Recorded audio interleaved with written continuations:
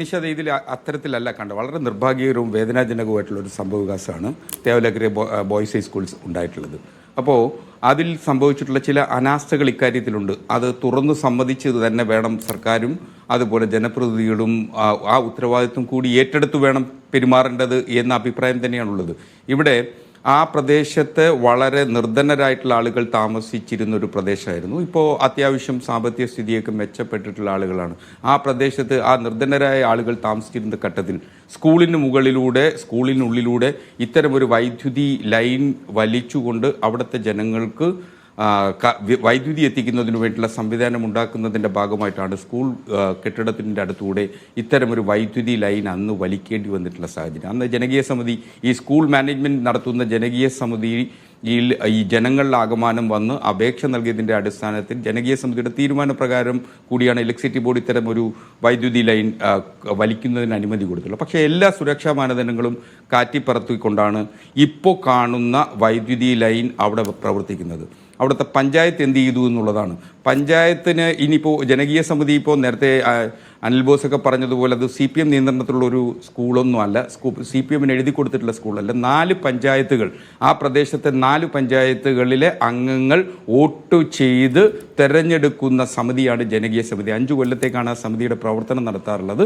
ആ സമിതിയാണ് സ്കൂളിൻ്റെ മാനേജ്മെൻറ്റ് നടത്തുന്നത്. ഇപ്പോൾ പാർട്ടിയുടെ ലോക്കൽ കമ്മിറ്റി സെക്രട്ടറി ആയിട്ടുള്ള തുളസീധര കുറുപ്പാണ് ആ സമിതിയുടെ മാനേജർ എന്നുള്ളതുകൊണ്ട് അതിൽ CPM പ്രവർത്തകരുണ്ട്.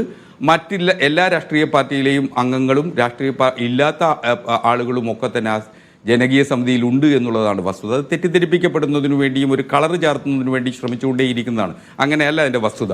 അത് സുപ്രീം കോടതി മാത്രമല്ല, അത് സുപ്രീം കോടതിയിൽ CP എഴുതി കൊടുത്തൊന്നുമല്ല. സുപ്രീം കോടതിയിൽ നടന്ന ഒരു കേസിൻ്റെ ഭാഗമായി സുപ്രീം കോടതി വിധിയുടെ അടിസ്ഥാനത്തിലാണ് ജനകീയ സമിതി രൂപീകരിച്ചിട്ടുള്ളത്. അത് അതിൻ്റെ ഒരു വസ്തുതയാണ്. ആ ഫാക്സിലേക്ക്, ആ വസ്തുതയിലാണ് അങ്ങനെ തന്നെ നമുക്ക് പോകണം. 2, ഇപ്പോൾ സംഭവിച്ചിട്ടുള്ളത് വൈദ്യുതി വകുപ്പിൻ്റെ കുറ്റകരമായ അനാസ ഇക്കാര്യത്തിലുണ്ടായിരുന്നു. സമയബന്ധിതമായി ഇത് പരിശോധിച്ച് ഈ ലൈൻ താഴ്ന്നു കിടക്കുന്നതടക്കം പരിശോധിക്കുന്നതിന് പറ്റിയിട്ടില്ല എന്നുള്ളതാണ്. വിദ്യാഭ്യാസ വകുപ്പിന്, ആ സ്കൂളിൻ്റെ മാനേജ്മെൻറ്റിന് അതുപോലെ തന്നെ ഹെഡ് മാഷിന് ഈ കാര്യത്തിൽ ഗൗരവതരമായിട്ടുള്ള അനാസയുണ്ട്. അതിപ്പോൾ നാളെ പൊതുവിദ്യാഭ്യാസ വകുപ്പിൻ്റെ അന്വേഷണം നടത്തുന്നതിൻ്റെ റിപ്പോർട്ട് വരുമ്പോൾ വളരെ കൃത്യമായി ഉണ്ടാകും എന്ന് തന്നെ. കാര്യം അതങ്ങനെ ഒന്ന് ഒളിച്ചു വെക്കാൻ കഴിയുന്ന കാര്യമല്ലല്ലോ. കാര്യം ആ സ്കൂളിൻ്റെ മാനേജ്മെൻറ്റിനും അതുപോലെ തന്നെ അവിടുത്തെ പ്രഥമാധ്യാപകനും ഇക്കാര്യത്തിൽ ഒരു ഉത്തരവാദിത്വം ഉണ്ടായിരുന്നു. ആ ഉത്തരവാദിത്വം പാലിക്കാത്തത് കൊണ്ടാണ് ഈ നിർഭാഗ്യകരവും വേദനാജനകവുമായിട്ടുള്ള ഒരു അപകടം അവിടെ സംഭവിക്കേണ്ടി വന്നിട്ടുള്ളത്.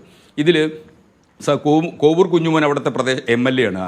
അദ്ദേഹം അവിടെ പഠിച്ചു ആ സ്കൂളിൽ തന്നെ 5ാം ക്ലാസ് മുതൽ 10ാം ക്ലാസ് വരെ പഠിച്ചിട്ടുള്ള ഒരു വിദ്യാർത്ഥി കൂടിയായിരുന്നു, മുൻ വിദ്യാർത്ഥി കൂടിയായിരുന്നു.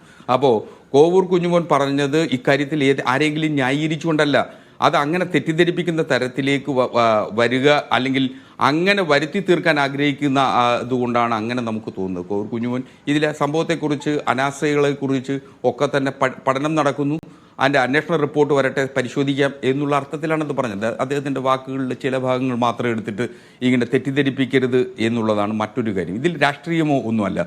ഇതിലൊരു ഗൗരവതരമായിട്ടുള്ള അനാസ്ഥ വന്നിട്ടുണ്ട്. ആ അനാസ്ഥ പരിശോധിക്കുക മാത്രമല്ല, ഇതിൽ ഏറ്റവും പരമപ്രധാനമായി നമ്മുടെ പൊതുവിദ്യാലയങ്ങൾ, മറ്റു വിദ്യാലയങ്ങൾ, അതുപോലെ തന്നെ സർക്കാർ ഉടമസ്ഥതയിലുള്ള മറ്റ് കെട്ടിടങ്ങളുടെ ഒക്കെ തന്നെ കാലോചിതമായിട്ടുള്ള ഓഡിറ്റിംഗ് നടത്തേണ്ടതിൻ്റെ ഉത്തരവാദിത്വം സംസ്ഥാന സർക്കാരുണ്ട്. അതൊന്നും ഒഴിഞ്ഞു മാറിക്കൊണ്ടൊന്നും സംസ്ഥാന സർക്കാരിന് പോകാനാവില്ല. അത് ഉത്തരവാദിത്വം കൃത്യമായി ചെയ്തിട്ടില്ല എന്നുള്ളതാണ്. താങ്കൾ സമ്മതിക്കുന്നത് സ്കൂൾ മാനേജ്മെന്റിന് ഈ കാര്യത്തിൽ വലിയ വീഴ്ച പറ്റിയിട്ടുണ്ട് എന്ന് തന്നെയാണ്. KSEB 2 ദിവസം മുൻപ് അവിടുത്തെ വൈദ്യുതി ലൈനുമായി ബന്ധപ്പെട്ട സുരക്ഷാ പ്രശ്നമുണ്ടെന്ന് സ്കൂൾ മാനേജ്മെന്റിനെ അറിയിച്ചു എന്നാണ് മനസ്സിലാക്കുന്നത്. അങ്ങനെ മനസ്സിലാക്കുന്നു. എന്നിട്ടും പക്ഷേ അതിലൊരു ദ്രുതഗതിയിലുള്ള നടപടിയിലേക്കൊന്നും പോകാൻ അവർ തയ്യാറായിട്ടില്ല. എന്ന് വെച്ചാൽ ഈ മരണത്തിന് ഉത്തരവാദികൾ ആരാണ് എന്നൊരു പരിശോധനയിൽ സ്കൂൾ മാനേജ്മെൻറ്റ് അതിൻ്റെ ഉത്തരവാദിത്തത്തിൽ നിന്ന് മാറി നിൽക്കാൻ കഴിയില്ല എന്ന് മനസ്സിലാക്കുന്ന ആളാണ് താങ്കളും.